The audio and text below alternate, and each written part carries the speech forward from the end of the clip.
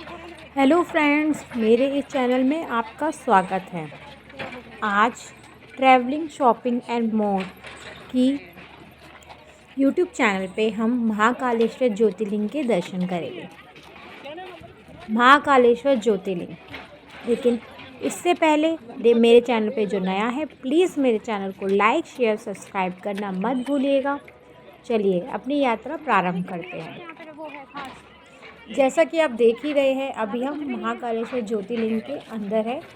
तो ये जो मंदिर है, कौन नहीं जानता इस मंदिर के बारे में। यह मध्य प्रदेश उज्जैन का फेमस मंदिर महाकालेश्वर ज्योतिर्लिंग है, जो कि भारत के 12 ज्योतिर्लिंगों में से एक है। यह मध्य प्रदेश राज्य के उज्जैन नगर में क्षिप्रा नदी के तट पर स्थित है। यह मंदिर बहुत ही सुंदर है। अगर आप अभी तक इस मंदिर में नहीं गए हैं तो आप ज़रूर जाइए। बहुत ही सुंदर रमणीय मंदिर है ये, और दक्षिण मुखी होने के कारण ही इस मंदिर की अत्यंत पुण्यदायी महत्ता भी है। इसके दर्शन मात्र से ही मानव मोक्ष की प्राप्ति कर सकता है, ऐसी मान्यता है। बाद में देखेंगे बेटा, अभी मंदिर के दर्शन कर ले पहले। जय।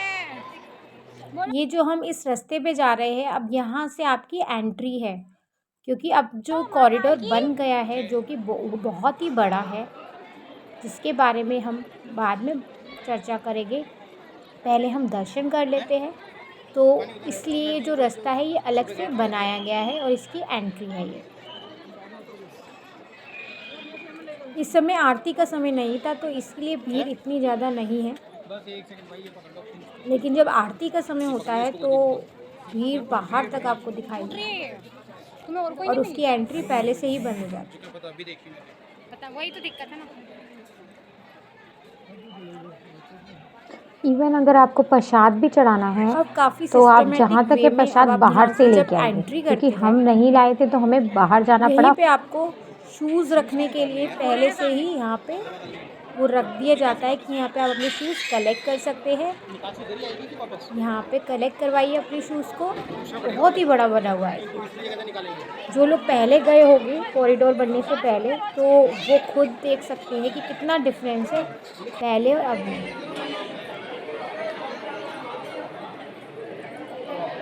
अब हमने शूज़ रख दिए हैं, अब हम अंदर की एंट्री करेंगे। अंदर कैमरा ले जाना अलाउड नहीं है, तो मैंने एक फ़ोटो ली है, वो मैं आपको दर्शन करा देती हूँ। बोलो ओम नमः शिवाय। अंदर फ़ोन ले जाना अलाउड नहीं था, इसलिए हमने अंदर की वीडियो नहीं बनाई थी। बाकी आपको मैंने दर्शन कराई दिए हैं। अब हम इसके बाद कॉरिडोर के दर्शन करेंगे। और इस उज्जैन नगरी के बारे में तो सभी जानते हैं। बाकी महाकवि कालिदास ने भी मेघदूत में भी इसकी प्रशंसा की है कि जो महाकाल जो ज्योतिर्लिंग है को उज्जैन का पीठासीन देवता भी माना जाता है। और ये भी मान्यता है कि कोई भी राजा हो, मंत्री हो, कोई भी उज्जैन में रात नहीं बिता सकता, बिकॉज जो उज्जैन नगरी के जो मेन है राजा है, जो शासन करते हैं वहाँ के, वो है महाकालेश्वर जी। और महाकालेश्वर जी के दर्शन करने के बाद काल भैरव जी के दर्शन करना मत भूलिएगा, बिकॉज काल भैरव जी वहाँ के सेनापति कहे जाते हैं, तो उनके दर्शन के बिना आपकी यात्रा पूर्ण नहीं मानी जाती है। तो आप वहाँ भी ज़रूर जाइएगा। अब आप उज्जैन आए हैं महाकालेश्वर जी, तो वहाँ पे भी एक ना कहानी प्रचलित है कि वेद प्रिय नाम का एक ब्राह्मण अवंती नामक नगरी में रहता था। वो शिवजी जी का परम भक्त था। प्रतिदिन पार्थिव शिवलिंग बनाकर भगवान की पूजा किया करता था। एक बार दूषण नाम का राक्षस लोगों के अनुष्ठानों में विघ्न डालता रहता था। राक्षस को ब्रह्मा जी ने विशेष वरदान प्राप्त था। इसी कारण उसका जो आतंक था वो बढ़ता ही जा रहा था, और उससे दुखी होकर सब शिवजी जी के पास गए और उनसे प्रार्थना करने लगे कि हे भगवान, हमें कृपया इस राक्षस से बचाइए। तो शिवजी जी ने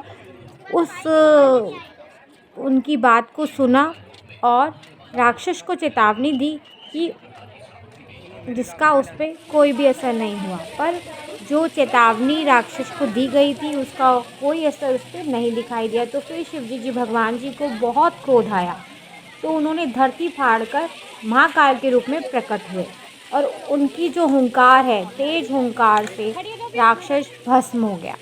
तो जो ब्राह्मण थे उन्होंने महादेव से वहीं विराजमान होने की प्रार्थना की और सबकी प्रार्थना से प्रसन्न होकर शिवजी जी वहाँ महाकालेश्वर ज्योतिर्लिंग के रूप में वास करने लगे। तो बोलो बोले बाबा की जय। ओम नमः शिवाय। ये रावण ये जो प्रचलित कहानी है वहाँ की, वो मैंने आपको बताई है कि वहाँ पे जो ज्योतिर्लिंग है कैसे प्रकट हुआ। तो अब ये जो आप देख पा रहे हैं पूरा कॉरिडोर है। इस कॉरिडोर को घूमने में कम से कम आपको 5-6 घंटे का समय लगता है। ये बहुत ही सुंदर है। जब भी आप जाइएगा तो वहाँ पे ज़रूर जाइए। कॉरिडोर तो आप ज़रूर घूमिएगा। साथ में जो वृद्ध है और जिनको चलने में दिक्कत होती है तो उनके लिए भी वहाँ पे फैसिलिटी है। इवन कार वगैरह की भी अंदर ही जो अंदर ही है वो काफ़ी फैसिलिटी है वहाँ पे कि वहाँ पे बैठ के आप पूरे कॉरिडोर को घूम सकते हैं। ये जो कॉरिडोर है बहुत ही बड़ा है। ये 900 मीटर से भी बहुत ही लंबा कॉरिडोर है और इसमें 50 से भी ज़्यादा शिव पुराण की कहानियों को दर्शाने वाली चित्रों की श्रृंखला बनाई गई है। और इस कॉरिडोर को बनाने में 3.5 साल का समय लगा है।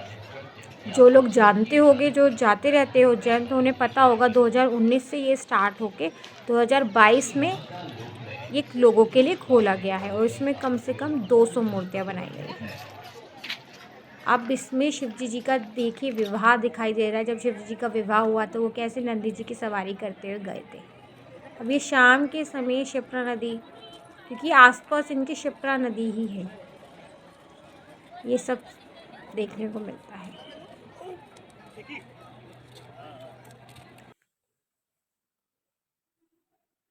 अब रात के समय आप जाएंगे तो यहाँ पे आपको बहुत ही सुंदर लाइटिंग दिखाई देगी जो कि दिन में नहीं दिखाई देगी।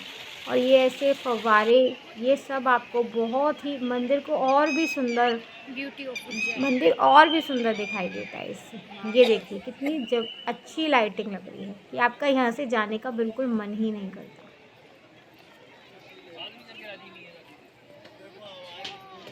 आई होप आप वहाँ जाए और वहाँ पे आपको बहुत ही अच्छे बाबा के दर्शन हो। और इसी के साथ मैं अपनी वीडियो को यहाँ पे ख़त्म करती हूँ। और आप जितनी भी चित्र और जितने भी मूर्तियों के दर्शन कराए जा रहे हैं उन मूर्तियों का आनंद लीजिए। और मेरी वीडियो को लाइक, शेयर, सब्सक्राइब करना मत भूलिएगा। Thank you and enjoy.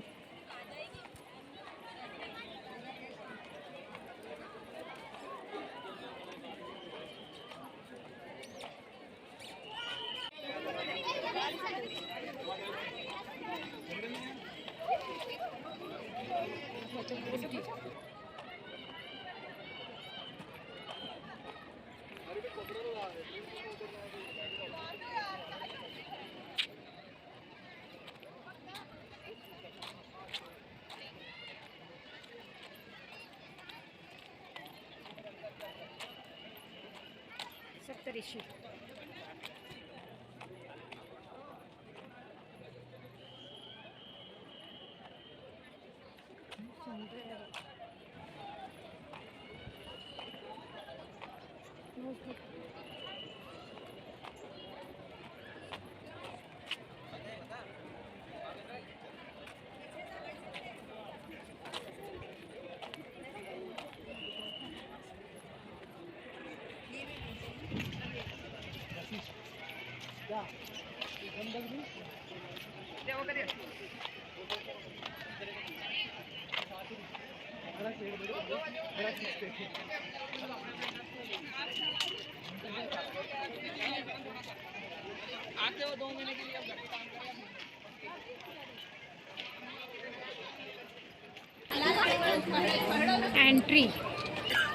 Entry